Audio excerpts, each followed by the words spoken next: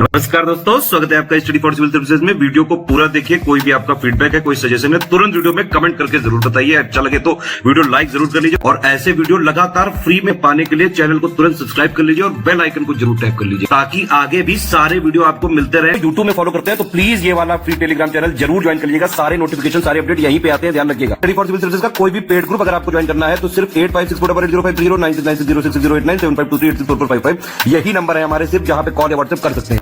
Instagram पे हमारा page जरूर फॉलो कर लीजिएगा, studyforcivil.services है।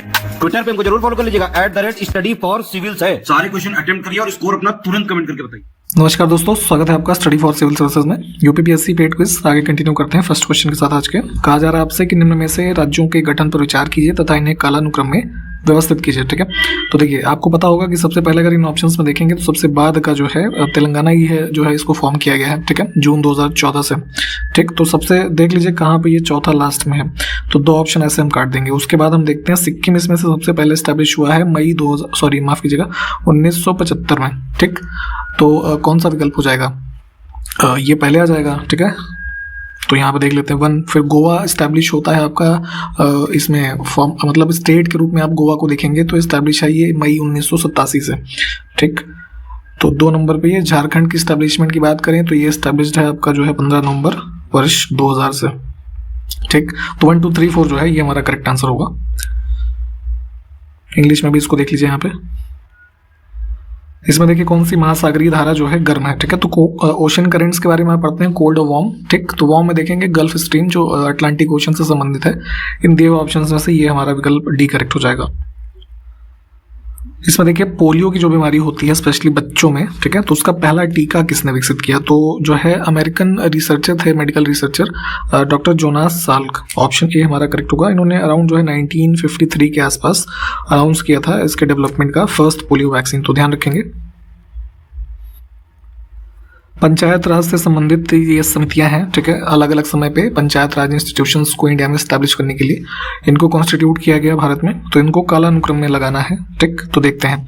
सबसे पहले फॉर्म किया गया बलवंत राय मेहता कमेटी को 1957 में। ठीक, तो ये पहले आ जाएगा। Then after Ashok Mehta committee 1977 में इसको स्टैब्लिश किया गया। GVK राव कमेटी जो है ये 85 में स्टैब्लिश की गई और उसके बाद 86 में जो है LM सिंघवी कमेटी जो है ये राजीव गांधी टाइम में इसको स्टैब्लिश किया गया। तो 4 3 2 1 ये करेक्ट हो जाएगा, बी ऑप्शन। इनको बड़े अच्छे से देखते चला करिए, ऐसे ही पूछा जाता है एकदम से, फिर याद नहीं आता आपको एग्जाम में। मॉडर्न एडमिनिस्ट्रेशन की बात करें तो इसके दौरान युक्ता जो है किसका अधीक्षक होता था? तो टर्म्स ऐसे भी पूछे जाते हैं। जो भी स्टेट का रॉयल ट्रेजरी है, शाही खजाना है ना, उसका जो है अधीक्षक होता था ये। ऑप्शन ए को चुनेंगे। ये कुछ अंतर्राष्ट्रीय संस्थान है, कौन सा उसमें अपने जो हेडक्वार्टर जहाँ पे स्थित है उससे सुमेलित नहीं है। ठीक है, तो इसमें बाकी तो ठीक है। ये इंटरनेशनल मॉनेटरी फंड IMF जो है, ठीक है, ये वॉशिंगटन DC में है, न्यूयॉर्क गलत हो जाएगा। ठीक, नेक्स्ट इज ये मॉडर्न हिस्ट्री में आपने शुजाउद्दौला के बारे में पढ़ा होगा। तो मकबरा कहाँ है जिसको गुलाब बाड़ी कहा जाता है? ठीक, तो इस जो शुजाउद्दौला का मकबरा है बहुत सारी वेराइटीज ऑफ जो रोज होते हैं, ठीक है, उसके कलेक्शन के कारण भी इसका ये नाम पड़ा है गार्डन ऑफ रोजेस। तो ये है जो है उत्तर प्रदेश के अयोध्या में। अगला देखिए लॉर्ड रीडिंग के कार्यकाल में कौन सी घटना नहीं हुई थी? ठीक है, तो वायसरायस के टाइम पीरियड में जो इवेंट्स होते हैं इंपॉर्टेंट होते हैं, क्रोनोलॉजी कई बार पूछी जाती है या फिर ईयर देख करके आपको मैच द फॉलोइंग का क्वेश्चन पूछा जाता है, तो ध्यान रखा करिए इन इवेंट्स को। अब देखिए लॉर्ड रीडिंग की हम बात करें तो इसका time period as a viceroy India में है 1921 से अराउंड 26 तक। ठीक, तो अब इस दौरान देखेंगे तो चौरी चौरा की घटना होती है, फॉर्मेशन ऑफ स्वराज पार्टी 1923 हो जाता है, काकोरी ट्रेन इंसिडेंट हो जाता है। ठीक है, जलियांवाला बाग हत्याकांड जो है 1919 का है। इस टाइम पीरियड में आप देखेंगे तो ये लॉर्ड जो है चेम्सफोर्ड जो था है ना, उसका टाइम पीरियड है, तो उस दौरान ये हुआ। ठीक, तो ये ऑड हो जाएगा। अगला देखिए 1 दिसंबर को BSF यानी कि जो बॉर्डर सिक्योरिटी फोर्स है इंडिया में, उसने अपना 58वां स्थापना दिवस मनाया है। तो इसकी स्थापना किस वर्ष की गई थी?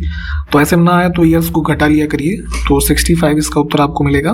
जो है मतलब इसका जो फॉर्मेशन हुआ पर्पज ये था कि जो बांग्लादेश और पाकिस्तान के साथ बॉर्डर है ना, उसको सिक्योर करना। ठीक, नेक्स्ट है कि खेल में उत्कृष्ट प्रदर्शन के लिए कितने खिलाड़ियों को 2022 के अर्जुन पुरस्कार से सम्मानित किया गया। ठीक, तो अभी एंड ऑफ द नवंबर जो है राष्ट्रपति द्रौपदी मुर्मू जी के द्वारा अर्जुन अवार्ड्स जो है स्पोर्ट्स, अलग अलग स्पोर्ट्स कैटेगरीज में कुल 25 खिलाड़ियों को दिए गए हैं। ठीक है, तो ये नंबर इंपॉर्टेंट है, डी विकल्प को चुनेंगे। राष्ट्रीय सांख्यिकी कार्यालय के अनुसार जो वर्तमान हमारा वित्त वर्ष 2022-23 का, ठीक, तो इसकी जुलाई से सितंबर की दूसरी तिमाही के दौरान जो भारत की ओवरऑल जीडीपी ग्रोथ रेट है ना, तो ये अब घट करके कितने प्रतिशत पे रही इन मतलब जो हमारा सेकेंड क्वार्टर था, ठीक, इसमें तो ये 6.3% है। तो अभी के लिए ये आंकड़ा ध्यान रखें।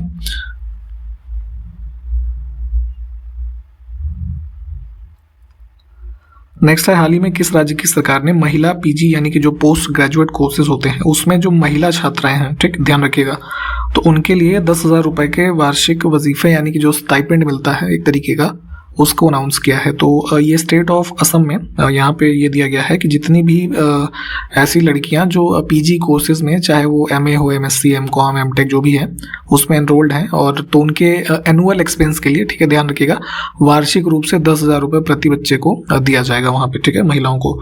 तो विकल्प ए को चुनेंगे, इंपॉर्टेंट रहेगा, स्टेट का नाम ध्यान रखिए। अगला है, भारत और ऑस्ट्रेलिया मुक्त व्यापार समझौता कब से लागू हुआ। ठीक है, तो पिछले वीडियोस में हमने आपको बता रखा था कि भारत और ऑस्ट्रेलिया के बीच में फ्री ट्रेड एग्रीमेंट को लेकर के मतलब डील साइन हुई थी। अप्रैल में इसको अनाउंस किया गया था फर्स्ट टाइम। अभी जो है प्रॉपर प्रोसीजर वगैरह भी रिसेंट के मंथ्स में हुआ, और इफेक्टिव जो फ्री ट्रेड एग्रीमेंट ये होगा वो डेट इंपॉर्टेंट रहेगी 29 दिसंबर 2022 से। ठीक है, तो विकल्प हम डी को चुनेंगे। हाल ही में जारी विश्व बैंक की रिपोर्ट के अनुसार 2022 में भारत में प्रेषण यानी कि जो ये भेजा जाता है ना, मतलब जो बाहर लोग काम कर रहे हैं तो उनके द्वारा रेमिटेंसेस जो दिए जाते हैं, ठीक है, तो वो लगभग 12% बढ़ करके कितने बिलियन डॉलर पहुंचने का अनुमान है। ठीक है, तो वर्ल्ड बैंक ने एक अभी जो अपना लेटेस्ट ये वर्ल्ड बैंक माइग्रेशन और डेवलपमेंट वाला एक रिपोर्ट दिया, उसमें यह आंकड़ा दिया गया है कि वर्ष 2022 के दौरान, जैसे हमने पहले भी बताया था कि सबसे ज्यादा रेमिटेंसेस प्राप्त करने वाला देश भारत ही है, तो उसी क्रम में 12% की बढ़ोतरी देखने के साथ लगभग जो है 100 बिलियन डॉलर का रेमिटेंस, ये हमारा डेटा होगा, विकल्प सी।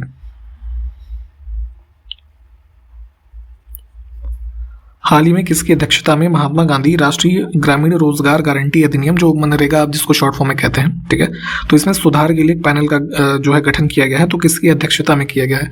तो भारत सरकार ने जो है जो मनरेगा एक्ट है और उसके अंतर्गत जो लाभ मिलता है ग्रामीण रोजगार की गारंटी के तौर पर, तो उसके संबंध में कुछ रिफॉर्म्स के लिए एक कमेटी गठित की है अमरजीत सिन्हा की अध्यक्षता में, विकल्प ए को चुनेंगे।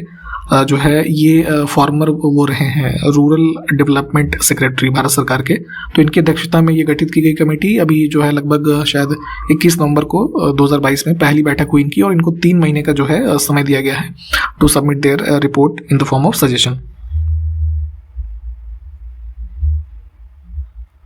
अगला देखिए, नवंबर 2022 में मानसिक स्वास्थ्य और सामाजिक देखभाल नीति शुरू करने वाला पूर्वोत्तर यानी कि नॉर्थ ईस्ट का पहला और भारत का तीसरा राज्य कौन सा बना है। ठीक है, तो मेंटल हेल्थ पॉलिसी अनाउंस किया है स्टेट ऑफ मेघालय ने, जो कि नॉर्थ ईस्ट का पहला ऐसा स्टेट है जिसने इस पॉलिसी को अनाउंस किया है। इसमें बेसिकली फोकस ये है कि जो मतलब जो यंग चिल्ड्रन है ना, स्पेशली जो यूथ है, इन सेक्शंस पे फोकस ज़्यादा किया गया है, उनकी मेंटल हेल्थ और सोशल केयर पे ज़्यादा ध्यान दिया जाए इस नीति के तहत।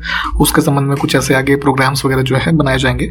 तो नॉर्थ ईस्ट का ये ऐसा नीति शुरू करने वाला पहला स्टेट है, और पहले जो और 2 राज्य भारत में हो चुके हैं ये है केरला और कर्नाटक, इसको ध्यान रखिएगा।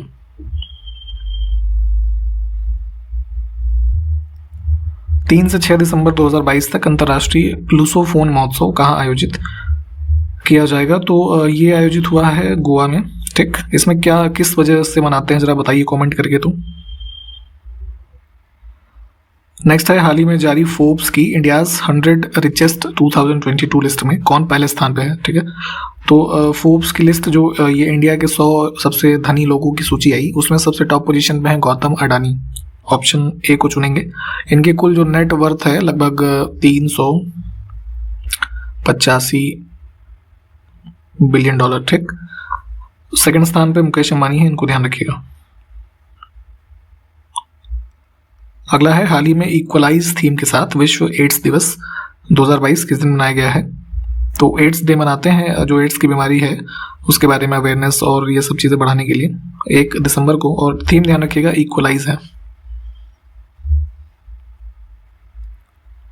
नवंबर 2022 में भारतीय सेना की एक सुदर्शन चक्र कोर है, ठीक है, अलग अलग जैसे कोर्स होती हैं, तो उसमें सुदर्शन चक्र कोर ने किस राज्य में सुदर्शन प्रहार अभ्यास जो है एक मिलिट्री एक्सरसाइज है उसको ऑर्गेनाइज किया है? तो ये थार डेजर्ट का जो रीजन है राजस्थान में, यहाँ हुआ ऑप्शन सी। अगला देखिए, हाल ही में भारत और किस देश ने Nagpur Mumbai super communication expressway परियोजना, तो यहाँ पे महाराष्ट्र में ये प्रोजेक्ट डेवलप किया जाएगा। इसको विकसित करने के लिए आर्थिक विकास सहयोग कोष EDCF, ठीक है, इसके बारे में देखते हैं अभी। तो इसके ऋण के लिए समझौते पर हस्ताक्षर किए हैं। तो ये बेसिकली इसमें भारत और ये साउथ कोरिया जो है इन्होंने अग्रीमेंट किया है। इसमें यहाँ पे साउथ कोरिया का एक ये फंड है, इकोनॉमिक डेवलपमेंट कोऑपरेशन फंड, जिसको सेटअप किया था उन्होंने 1987 में। तो उसमें होता क्या है कि जो मतलब जिनके रिलेशंस हैं साउथ कोरिया के साथ, उन ऐसे देश जो डेवलपिंग कंट्रीज हैं, ठीक है, तो उनको लोन वगैरह ये प्रोवाइड करता है वहाँ पे इकोनॉमिक और इस तरीके की एक्टिविटीज़ बढ़ाने के लिए, ठीक। तो उसके तहत ये लोन जो है दिया जाएगा, लगभग जो है आई थिंक 245 या कुछ ऐसे अरब का, एक बार कंफर्म कर लीजिएगा। तो इसके लिए एग्रीमेंट हुआ है और यहाँ पे बी विकल्प हमारा जो है ये करेक्ट है, ठीक। तो आपको एक क्वेश्चन ये बताना है मुझे कि ये साउथ कोरिया की जो करेंसी है उसका नाम क्या है, ठीक है, कमेंट करके बताइए जरा।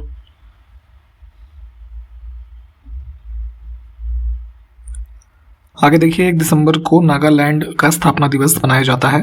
नागालैंड स्टेट की बात हो रही है। तो इसको किस वर्ष में भारतीय संघ के 16वें राज्य के रूप में अस्तित्व में लाया गया? तो 1 दिसंबर 1963 को इसकी स्थापना हुई, ठीक है, विकल्प ए।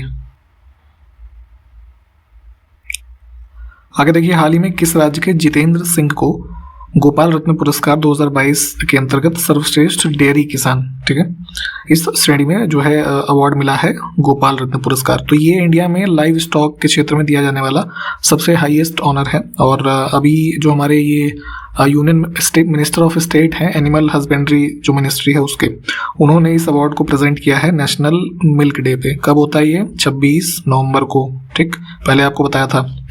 तो इस दिन जो है अवार्ड दिया गया है। तो जितेंद्र सिंह है यहाँ के, हरियाणा के फरीदाबाद के, ठीक। अगला देखिए, निम्न में से किस चिश्ती संत को चिराग दिल्ली कहा जाता है, ठीक। तो जो आप ये चिश्ती सिलसिला के बारे में पढ़ते होंगे, सूफी संत वगैरह जो इससे एसोसिएटेड थे, तो उसी में नासरुद्दीन महमूद जो है इनको चिराग दिल्ली जो है ये कहा जाता है। निजामुद्दीन औलिया के जो है डिसाइपल थे ये, ठीक। तो डी विकल्प को चुनेंगे। इसमें देखिए कौन सा देश ओपेक का सदस्य नहीं है, ठीक है, organisation of petroleum exporting countries group के बारे में आप जानते होंगे। तो पहले भी हमने देखा इसके बारे में, इनिशियली जो है 5 कंट्रीज के द्वारा इसको शुरू किया गया। तो मेंबरशिप बीच में जो है घटती बढ़ती रही। वर्तमान में देखेंगे तो कुल 13 मेंबर हैं इसके, ठीक है। तो दिए हुए विकल्पों में से कतर जो है ये ऑड हो जाएगा, क्योंकि कतर पहले इसका मेंबर था 2019 तक, है ना, वर्तमान में अब नहीं है ये, तो इसको जो है ऑड है। डिटेल में थोड़ा इन चीज़ों को पढ़ लीजिए।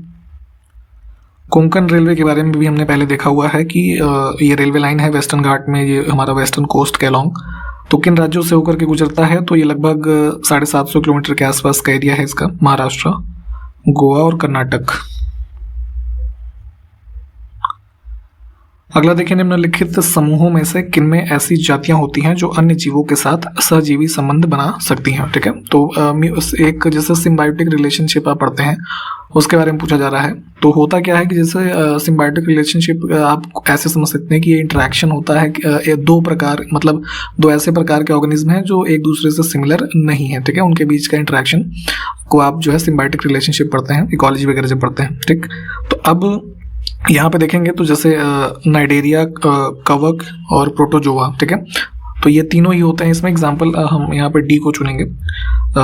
डिटेल में थोड़ा इन चीज़ों को प्लीज़ पढ़ा करिए। जैसे अब इसमें देखेंगे तो सिम्बायोटिक रिलेशनशिप के मेन आप जैसे 5 प्रकार पढ़ते हैं, ठीक है। म्यूचुअलिज्म है ना, कमेंसलिज्म होता है, फिर प्रेडेशन, पैरासाइटिज्म होता है, कंपटीशन होता है। तो इन चीज़ों को थोड़ा डिटेल में भी देख लें। ये क्वेश्चन यूपीएससी ने शायद पूछा था 2021 में।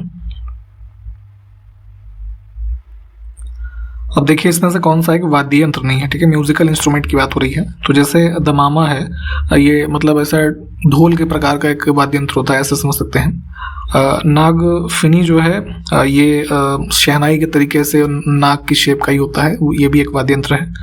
रणसिंगा जो है ये हिमाचल प्रदेश वगैरह में आपने देखा होगा, ऐसे भोंपू जो होता है ना उसी प्रकार का एक ऐसा होता है बड़ा सा वाद्य यंत्र। तो ग्याल जो है डी ऑप्शन में, ये उत्तराखंड के रीजन में महिलाओं द्वारा पहना जाने वाला एक आभूषण है, ठीक, नाक वगैरह में पहनते हैं, उसको देख लीजिएगा चाहे तो सर्च करके।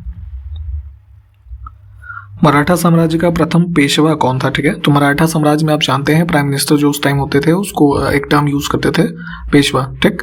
तो यहाँ पे फर्स्ट टाइम जो है शाहू जी के द्वारा अपॉइंट किए गए थे बालाजी विश्वनाथ। बी विकल्प को चुनेंगे। किस वर्ष में अपॉइंट किया गया था इनको जरा कमेंट करके बताइए।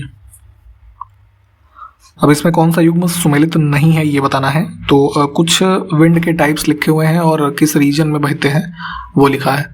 तो मिस्ट्रल जो है ये गलत हो जाएगा, एंडीज में नहीं। ये बेसिकली यूरोप में आप देखेंगे ना, रोन वैली जो है, ठीक है, साउदर्न फ्रांस वगैरह का जो रीजन होगा इससे एसोसिएट कर सकते हैं इसको। भारत में पद्म भूषण प्राप्त करने वाले पहले पैरा एथलीट कौन है, ठीक है। तो पैरा स्पोर्ट्स पर्सन की जो कैटेगरी होती है उससे संबंधित है देवेंद्र झाझरिया।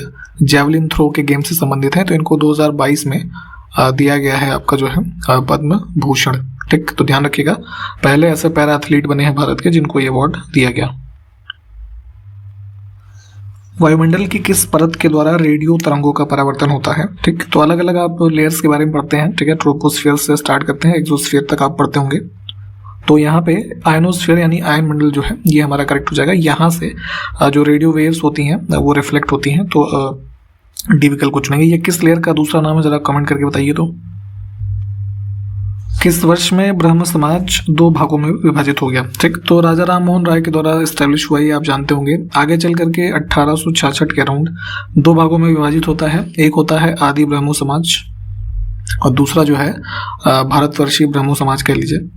तो इसमें इसके जो लीडरशिप के अंतर्गत मतलब ये भारतीय ब्रह्मो समाज हुआ ये केशव चंद्र सेन है, और जो ये आदि ब्रह्मो समाज हुआ तो इसमें लीडरशिप जो थी वो देवेंद्रनाथ टैगोर की थी, ठीक। तो ध्यान रखेंगे। अब इसमें देखिए कुछ इवेंट्स हैं और क्रोनोलॉजी लगानी है, वही पूछा जा रहा है आपसे। तो देखिए ऑप्शंस देख लेते हैं पहले। तो सबसे पहले आपको पता होना चाहिए कि नेहरू रिपोर्ट जो है मोतीलाल नेहरू वाली 1928 की, तो ये पहले होगा। तो 3 विकल्प जहां पे हो है ना उसको रखेंगे हम। तो लास्ट के 2 तो वैसे कट गए, ठीक। अब आगे देखिए, तो फिर आता है आपका जो है इसमें आ जाएगा अगस्त ऑफर, ठीक है, 1940 वाला। तो 2 नंबर पे ये आ गया, ठीक है। तो ये बी ऑप्शन हमारा करेक्ट हो जाएगा। उसके बाद भी खैरक्रिप्स मिशन आपको पता है जो है आ जाएगा हमारा 42 में, और फिर वेवेल प्लान जो है ये 45 के टाइम पीरियड का है। तो बी को चुनेंगे। देखिए इवेंट्स के ईयर और इस तरीके की चीज़ें आपको पता होनी चाहिए। हर बार पूछा जाता है क्रोनोलॉजी या फिर मैच द फॉलोइंग या कुछ और तरीके से, तो इसलिए इसको आप इग्नोर नहीं कर सकते। तो प्लीज़ पढ़ा करिए ये सब। अब इकोनॉमी के जो टर्शरी सेक्टर है यानी तृतीयक, उसके अंतर्गत कौन सी सेवा सम्मिलित है इसमें से। तो आपको पता है कि जो प्राइमरी में एग्रीकल्चर से संबंधित जो एक्टिविटीज़ हैं हम उसको पढ़ते हैं, सेकेंडरी में मैन्युफैक्चरिंग, और टर्शरी में जो है सर्विस सेक्टर के बारे में पढ़ते हैं। तो ये यहाँ पे देखेंगे तो कम्युनिकेशन यानी कि संचार is a kind of service, तो ये हो जाएगा। नेक्स्ट है पंचायती राज के संबंध में बलवंत राय मेहता समिति ने रिपोर्ट किस वर्ष में प्रस्तुत की। तो अभी हमने ऊपर भी देखा था 57 में कॉन्स्टिट्यूट की गई थी और इन्होंने अपनी रिपोर्ट सबमिट की थी जो है नवंबर 1957 में ही। ऑप्शन ए को चुनेंगे। डेमोक्रेटिक डिसेंट्रलाइजेशन टाइटल से जो सबमिट किया इन्होंने, और आगे चल करके जिसको आप पंचायती राज के रूप में जानते हैं। 1575 में अकबर द्वारा बनवाया गया इबादत खाना कहाँ पे स्थित है, ठीक। तो फतेहपुर सीकरी में इसको स्टैब्लिश किया गया था। विकल्प सी को चुनेंगे। आपको पता ही होगा कि जो है डिफरेंट रिलीजन्स के जो स्पिरिचुअल लीडर्स होते थे उनका एक तरीके का ये मीटिंग प्लेस था जहाँ पे डिस्कशंस और इस तरीके की चीज़ें की जाती थी। निम्न में से प्रवाल भित्तियां यानी कि कोरल रीफ्स के बारे में पूछा जा रहा है, कहाँ पे पाई जाती हैं। भारत के इन क्षेत्रों में देखेंगे अंडमान निकोबार द्वीप समूह में, कच्छ की खाड़ी, मन्नार की खाड़ी, ठीक है, इनमें पाई जाती है। सुंदरबन जो डेल्टा का एरिया है यहाँ नहीं होती है। ए विकल्प को चुनेंगे। इसके अलावा भी देखिए तो जैसे लक्षद्वीप आइलैंड का जो रीजन है इधर पाक स्ट्रेट वाला, ठीक है, इन सब में कोरल रीफ्स को आप पाएंगे। सुंदरबन में जो है जैसे सुंदरी के वृक्ष वगैरह काफ़ी पूछे जाते हैं, तो इसको ध्यान रख सकते हैं आप। लॉर्ड डलहौजी की जो विलय की नीति स्टार्ट की गई तो उसका प्रथम शिकार इसमें से कौन सा क्षेत्र जो है वो हुआ था। तो एनेक्सेशन की जो इन्होंने डॉक्ट्रिन चलाई, डॉक्ट्रिन ऑफ लैप्स, इसमें सतारा सबसे पहला था, ठीक। ऑप्शन बी करेक्ट हो जाएगा। देखिए 1857 की क्रांति के बाद जब पावर शिफ्ट या पावर ट्रांसफर कह लीजिए ईस्ट इंडिया कंपनी से जा रही थी ब्रिटिश क्राउन के अंतर्गत, तो क्वीन का प्रोक्लेमेशन जो आया है ना, मैनिफेस्टो कह लीजिए, उसको सबसे पहले पब्लिक किया गया इलाहाबाद में। तत्कालीन जो इलाहाबाद था, अभी आजकल प्रयागराज के नाम से आप जानते हैं, तो उसको किसने पढ़ा था? ठीक है, तो पहले जो ये हुए viceroy of India Lord Canning. ठीक, बी विकल्प को चुनेंगे। इसमें से कौन सा सूफी संत महबूब ए इलाही ये कहलाता था? ठीक है, महबूब ए इलाही यानी कि बिलव्ड ऑफ गॉड, तो ये कहा जाता है शेख इनको निजामुद्दीन औलिया को, हजरत निजामुद्दीन के नाम से भी आप इनको जानते हैं। अगला है भारत में निम्न झरनों में से सर्वाधिक ऊंचाई वाला कौन सा? एलिवेशन के हिसाब से देखेंगे तो सबसे ऊंचा है कुंचिकल, जो यहाँ पे है शिमोगा कर्नाटका में। ठीक, लगभग जो है इसके कुल एलिवेशन की बात करें तो 1493 फीट के आसपास है। ठीक, हिंदी यानी कि जो हिंदू कैलेंडर आप फॉलो करते हैं, ठीक है, उसके किस महीने में फूलदेई त्योहार मनाया जाता है? तो ये जो है उत्तराखंड का एक तरीके का हार्वेस्ट फेस्टिवल है कह लीजिए, फूलदेई, जो कि इसमें मनाते हैं चैत्र में। ठीक,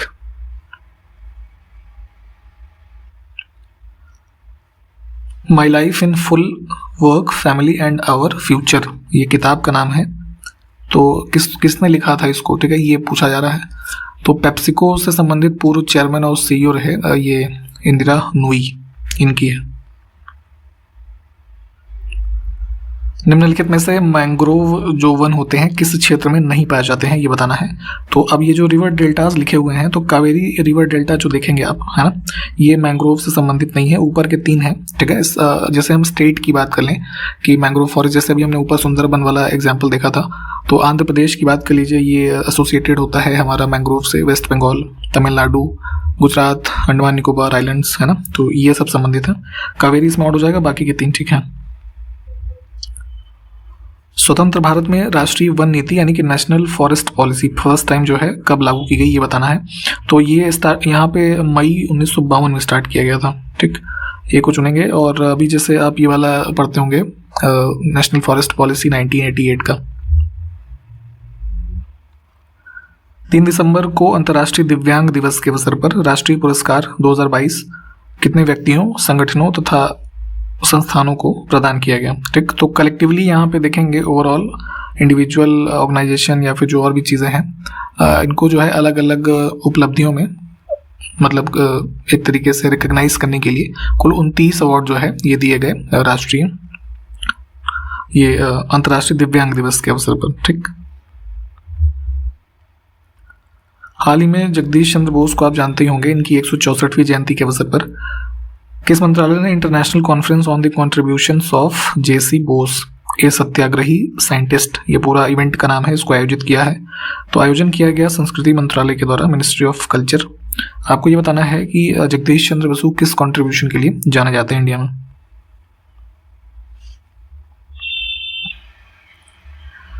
स्वच्छ वायु सर्वेक्षण 2022 में टॉप के 3 शहर जो कि 10 लाख से अधिक आबादी वाले शहरों की श्रेणी में है, कौन से हैं इसमें से? ठीक, तो ये मिनिस्ट्री ऑफ एनवायरनमेंट ने जो ये लेटेस्ट स्वच्छ वायु सर्वेक्षण के डेटा दिए, उसके अनुसार जो है 10 लाख से ज़्यादा आबादी में कुल 47 सिटीज़ में से यूपी के जो टॉप 3 शहर रहे ये हैं लखनऊ, प्रयागराज और वाराणसी। ठीक, तो विकल्प ए को चुनेंगे। डिटेल में थोड़ा इसको देख लीजिएगा और इस पर्टिकुलर वीडियो में हम यहीं तक रखते हैं। क्वेश्चन सारे देख लीजिए, जो पूछे गए हैं प्लीज़ उसको बताइए। हम आपसे अगले वीडियो में मिलते हैं, तब तक के लिए नमस्कार, जय हिंद।